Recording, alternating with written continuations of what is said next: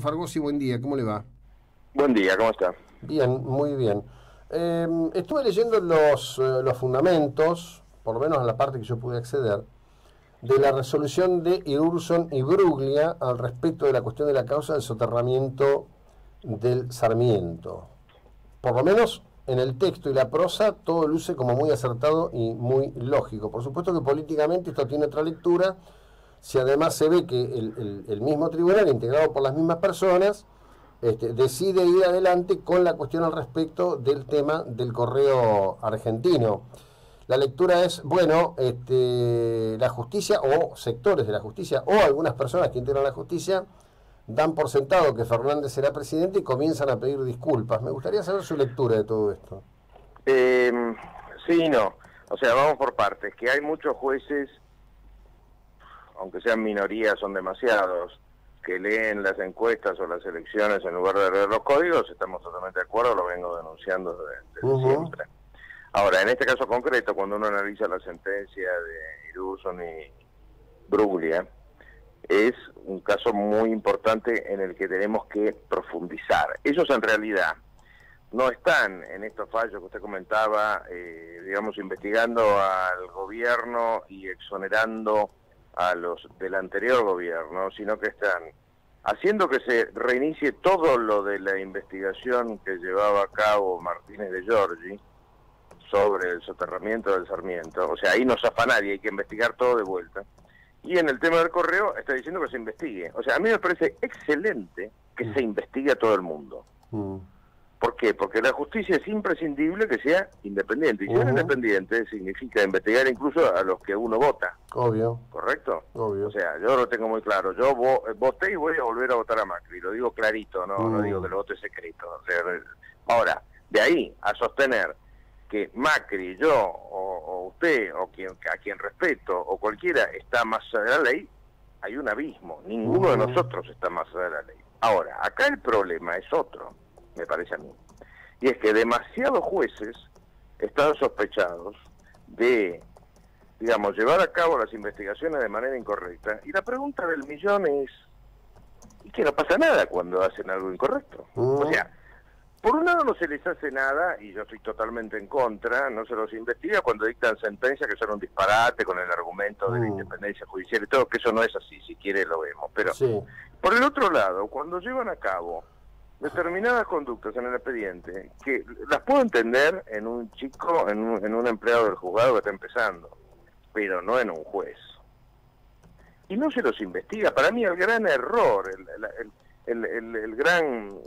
lo criticable de esa sentencia de los doctores Irurson y Bruglia, a quienes respeto, lo criticable es que además de revocar todo y mandar que se empiece, tendrían que haber sacado copia del expediente y mandado el expediente al Consejo de la Magistratura para que investigue lo actuado por el juez de primera instancia. Claro. Esto es básico, porque si no lo que estamos haciendo, José Luis, es, con el argumento de proteger a la justicia, lo que estamos dando es impunidad, y nadie debe ser impune, empezando por los jueces. O sea, el que más obligaciones tiene es el que me juzga, a mí como ciudadano. ¿No? Esto es importantísimo tenerlo en cuenta. Tienen una montaña de garantías, una montaña de privilegios que habría que suprimir, pero bueno, mientras no se supriman, ahí están. Y encima de impunidad. Bueno, pero fíjese, yo le voy a dar un caso de carácter concreto, ¿no? Digo, ¿cuál es el bien protegido más importante por la Constitución de la República Argentina? La libertad. Sí. ¿No? Estamos de acuerdo, perfecto. Nosotros sufrimos acá en Mar del Plata a un juez federal, que es Santiago Inchausti, que es un encarcelador serial. Ese no necesita la doctrina Irurson de encarcelamiento, sino que él sistemáticamente encarcela. Hace 3 años, él y una fiscal inventaron una causa de trata, metieron preso a un matrimonio de bolivianos acusados de trata. El fiscal de juicio, el doctor Petillani, al momento de ir a juicio oral, dijo, no, acá no hay delito, esto es un disparate, no hay delito, váyase a su casa. Este matrimonio de bolivianos tuvo 2 años privado de su libertad, tuvo que pagar abogados, está todo bien, no estoy objetando, tuvo que pagar abogados, pagar por probar la inocencia y la libertad de uno es caro, sobre todo para quinteros, Y ahí está Inchausti, no pasa nada. Yo pregunto, digo, pero ¿cómo no va a pasar nada con esto? A nadie le importa. Mire, no conozco el caso ese, porque como yo estoy atornillado en la ciudad de Buenos Aires, no me entero de cosas que pasan en otros lugares, pero primero, usted tocó un punto que me parece muy importante y del que se desprende otro. Tuvo que pagar abogados. Cuando uno habla de la garantía de ir a juicio y todo, en general se olvida que la persona que es injustamente acusada, está bien, puede ser defendida por defensores oficiales. Acá en la ciudad de Buenos Aires por lo menos hay excelentes defensores oficiales, tanto locales como nacionales, ¿no? O sea, o federales. Pero mucha gente o no quiere o no hay buenos o no hay disponibles. Y ese es un gasto que se desprecia en general. Sí, y lo puede llevar a una situación económica muy apretada. O sea, así que me parece bien que lo destaque. Los abogados tenemos todo el derecho del mundo a cobrar por nuestro trabajo, pero lo que no hay derecho es a que uno sea acusado ilegítimamente y por eso lo manden a la quiebra, amén de los 2 años o 3 o 1 que se coma preso, o 15, como en el caso de militares que siguen procesados y ni siquiera los acusan. Bueno, eso por un lado. Y por el otro lado, eso tiene que ver con algo de lo que no se habla, como diría Silvina Bullrich, aquella escritora argentina, y es los daños que causan las resoluciones judiciales. Sí, sí, claro. Se causan muchos daños a través de las resoluciones judiciales, incluso daño de vida. Y de eso no se habla. O sea, la justicia vive. O sea, ¿por qué yo estoy atacado con el tema judicial? Porque la gran... Bueno, ahora después de la elección de las PASO tenemos otra asignatura pendiente, pero la gran asignatura pendiente que había hasta las PASO, por lo menos, era tener un poder judicial como la gente. Usted sabe que para entrar en la Organización Mundial del Comercio, a la que podemos llamar en términos correctos la OCDE, no solamente hay que tener determinados parámetros de economía sana, sino que también hay que tener un poder judicial sano. Y no lo tenemos, y no hacemos nada para tenerlo. La clase política deja de hacer algunos cambios que tiene que hacer, y por miedo no le exige a la justicia que haga otros que tiene que hacer. Empezando por la Corte. O sea, la Corte tiene un montón de poderes que no están escritos en ninguna ley, los tiene por su peso, digamos, por su peso específico, y no le exigimos que se ponga los pantalones largos una buena vez. ¿Cómo es esto que hay juicios que tiene la Corte que está hace 4, 5, 6 años que están a resolución? ¿Qué nos pasa en la cabeza? Aceptamos cualquier cosa en un mundo, José Luis, que todos lo sabemos. Yo lo vengo viviendo por mi tipo de trabajo desde el año 92, creo que pusimos en la empresa donde yo trabajaba en esa época una intranet. Era un mundo que cuenta el tiempo en segundos, o eventualmente en minutos, ni siquiera en horas. Los señores siguen midiéndolo en años. Sí, y además, digamos, sin ningún tipo de... no hay un marco, es decir, no hay un marco. Los tipos, hay una cultura de pueden hacer lo que quieran, cuando quieran, del modo que quieran, ¿no? Sin hablar, por ejemplo, que usted citaba el caso de las militares. La Corte ha modificado criterios conforme a circunstancias políticas del momento en relación a temas como la libertad, por ejemplo. Sí, los fallos de la Corte en materia de esos militares son realmente una negación de todos los principios jurídicos que yo conocía. Pero bueno, nadie dice nada porque nadie quiere quedar pegado defendiendo a militares y nadie quiere meterse con la Corte porque tarde o temprano uno termina en un juicio en la Corte, ¿no? Claro, sí, sí. Es más, le cuento esto. Ahora, 3 o 4 meses me manda un mensaje, un sujeto de tribunales, y me dice... un juez muy importante, y me dice con tono de amigo, parece que me lo mandó, pero yo no lo recibí con tono de amigo. No te metas tanto con los jueces que cuando los necesitas no los vas a tener. Parecía Eve de Bonafini el mensaje. Y bueno, pero a ver, lo que está pasando no está pasando por nada. Hay una cultura autoritaria, hay una cultura de la dádiva, hay una cultura de la tranza y el acuerdo. Esto hoy, claro, a través del voto, le gusta a quien le guste y le molesta a quien le moleste, está expuesto de una manera crudísima. Exactamente. Pero, digamos, lo que creo no tenemos que hacer, esto es importante, primero tenemos que ser cobardes. O sea, nosotros estamos enfrentando dilemas en los que difícilmente nuestra vida está en juego. Lo menos que podemos hacer para honrar a los próceres que tenemos, que sigue habiendo hoy en día próceres, entendámonos, cuando un policía se hace matar es un prócer, o por lo menos un héroe, lo menos que podemos hacer es ponerle un poquito de valentía a la adversidad política. No achicarse, o sea, achicarse ante cualquier gruñido. Dejémonos de jorobar. Cuando uno piensa que algo está bien y por lo que algo hay que luchar, hagámoslo. Pero bueno, obviamente que no se lo digo a usted que es un ejemplo de eso precisamente, pero hay que exigirle a nuestra propia manera de ser como país que tengamos un poco más de coraje, ¿no? Sí, bueno, a ver hoy había una columna que habla del malestar que tiene el presidente con Galperín. La verdad que lo del hombre es absolutamente penoso. Digo, es de esos tipos que si yo me los cruzara le diría, qué triste que lo único que tenés en la vida es plata, ¿no?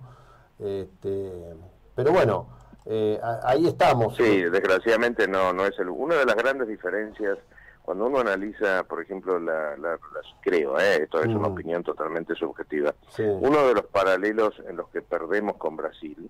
Brasil tiene muchas debilidades, yo no soy un encandilado de Brasil ni nada por el estilo, pero tiene algunas fortalezas notables. Lo que podríamos llamar la clase, digamos así, industrial, la clase empresaria de Brasil, es mucho más corajuda que la Argentina, pero mucho más corajuda. Acá tenemos serios problemas de coraje, lo vemos en el periodismo. Hay colegas suyos que parece que ya recibieron una amenaza. Hay colegas míos que lo mismo. ¿Qué les pasa? Pero tiene un poquito de vergüenza. Pero bueno. Sí, bueno, por eso digo, estamos en un predicamento complejo. Digo, a ver, yo no, en ese sentido no le tengo ningún temor. Me parece que algunos están quedando expuestos como lo que son. Bueno, en definitiva son instantes de la sociedad. Lo que tiene de bueno es que ya van a dejar de ser ejemplo a seguir. Si es que el ejemplo... uno se les olvida, creo que la gente se olvida. La gente se olvida de eso. Hay más de uno que vienen dando vueltas en torno a lo que les conviene desde hace cuando uno tiene memoria, de las pocas ventajas que tiene la edad. No demasiada, porque después se la pierde, pero cuando uno tiene memoria, hay más de un personaje de los que habitan las primeras planas de los diarios como noticia o como escritor, que lo están haciendo desde siempre. Obvio. Hoy empecé a jugar con una palabra que en general no se usa para eso, es los gobernantes endémicos. Nosotros tenemos gente que no es que se repiten ni se eternizan, son una endemia, son una enfermedad, no se van nunca. Sí. Bueno, eso es parte que creo que es parte de cómo está armado nuestro sistema político, en definitiva, y también me parece que tiene que ver con un tema de compromiso. Mire, hoy, por ejemplo, el señor Laborda, que para mí integra el grupo Aguarrás, porque de lejos parecen solventes, en el diario La Nación, hace todo un juego especulativo, dando por sentado que en octubre se repite lo de la PASO. En la PASO hubo un problema de fondo, es la falta de compromiso de mucha gente que dijo, bueno, no, ¿para qué voy a votar ahora? Esto es una huevada. El otro que dijo, bueno, no, yo estoy enojado con Macri, lo voy a votar a Gómez Centurión, o pruebo ahora. Digo, es toda una tilinguería. Pero José Luis, yo lo que no entiendo es esto. Hay algo que no entiendo, y es lo que planteó Ignacio Fidanza, con quien, dicho de paso, estuve ayer hablando otra vez, pero ahí personalmente, de este tema. Las PASO del 2015 son idénticas, ¿sabes? Sí, el gran punto es que acá se unió el peronismo. Los votantes de Macri fueron más este año que hace 4 años. Sí.